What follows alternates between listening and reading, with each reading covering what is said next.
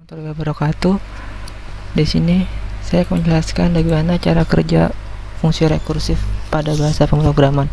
Di sini saya memakai bahasa pemrograman Python. Di sini kita buat dulu fungsinya. Kita buat yang sederhana dulu.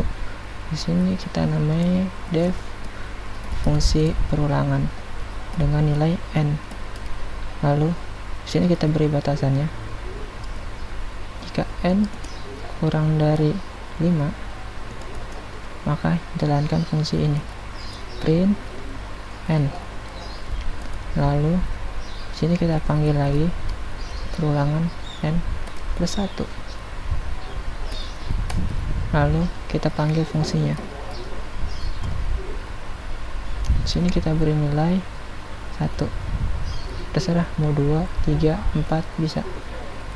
Kita beri nilai 1. Lalu kita jalankan. Ini adalah yang paling sederhana dari fungsi rekursif. Di sini kita namai dulu fungsinya fungsi perulangan dengan nilai n. Lalu jika n kurang dari 5, maka print n. Ngerti? Selama nilai n itu kurang dari 5, maka fungsi ini akan terus mencetak nilai n. Lalu sehabis dicetak, nilai n ini akan ditambah 1. Bagaimana jika ini kita kurang 1?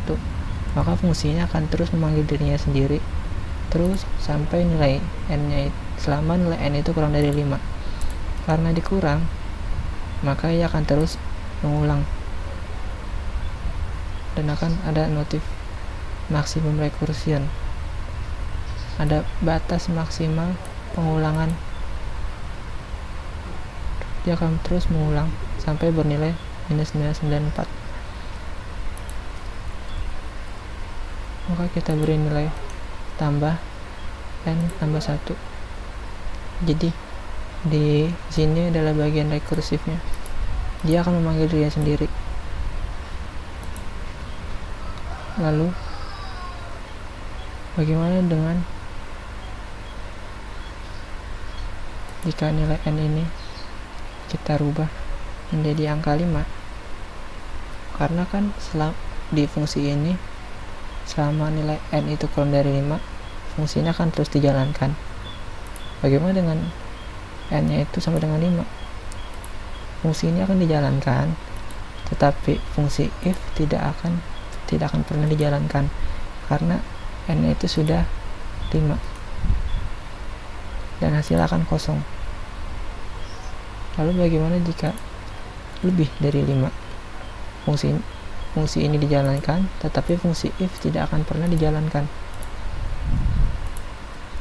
Cukup sekian penjelasan dari saya.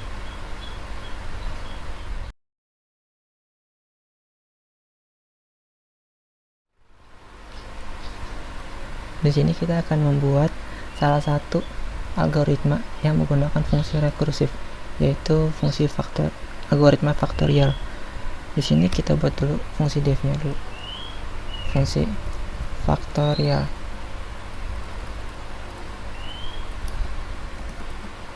dengan nilai n.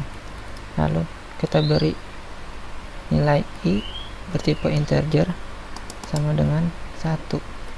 Lalu nilai hasil bertipe integer sama dengan 1. Kenapa kita beri nilai ini sama dengan 1?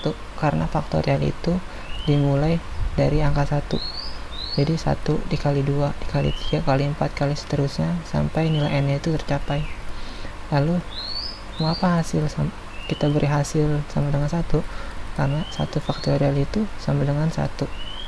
Jadi jika nilai n-nya itu sama dengan 1, maka langsung mencetak hasil. Lalu kita ketik perulangannya. Kita di sini memakai fungsi while.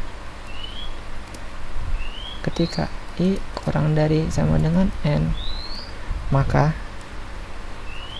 nilai hasil ini akan dirubah nilainya dengan nilai hasil dikali i. Lalu nilai i ini akan dirubah hasilnya akan diganti dengan nilai i tambah 1. lalu kita keluar dari perulangan while, kita cetak hasilnya, print, kita ubah pertama, ubah dulu nilai n nya ini ke string,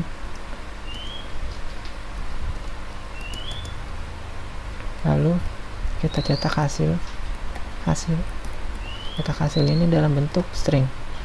Lalu di luar fungsi def kita tuliskan bagaimana cara kita memasukkan nilai n ini.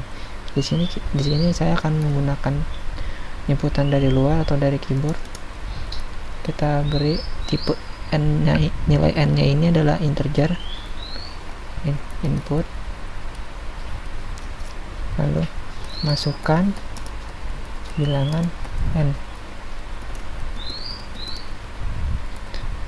lalu kita panggil fungsinya, fungsi faktorial n.